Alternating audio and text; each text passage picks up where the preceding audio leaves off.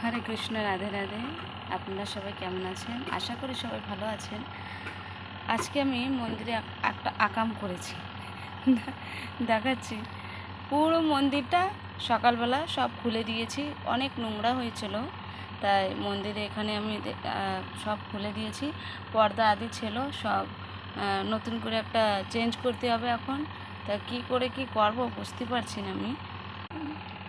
এই দেখেন, উপরের এই পুরো এই সব খুলে রেখে দিয়েছি আমি সকালবেলার দিকে। এই দেখুন একদম মন্দিরটার জন্য কেমন দেখাচ্ছে। এখন কি করে যে কি করব বুঝতে পারছি না। একবার মনে করছি কি উপরে মানে কাপড় দিয়ে সেলাই করে উপরে সাইবানার মতন লাগাই দিই। আবার একবার মনে করছি কি ওই খাস আসে না, ওই খসখস বলে না কি বলে ওইটা, ওই খাসের ঝোপড়িটা ওইভাবে আর কি তৈরি করি। তা কীভাবে যে কি করব আমি কিছু বুঝতে পারছি না।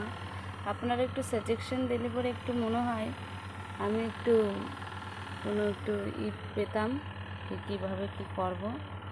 দেখো পুরো বিছিয়ে দিয়েছি, মানে মানে কিচ্ছু নেই।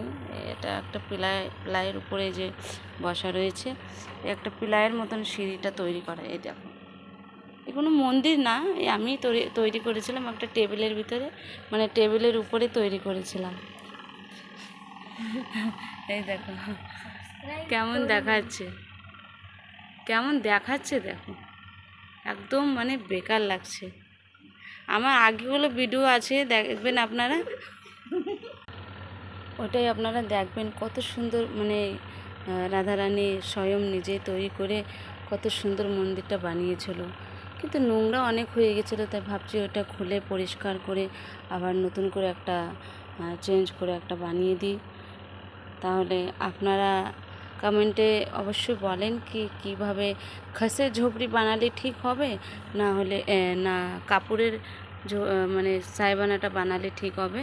তা আপনারা কমেন্টে অবশ্যই বলেন বন্ধুগণরা। ঠিক আছে, রাখি আমি এখন, আগের ভিডিওতে দেখা হবে। রাধে রাধে।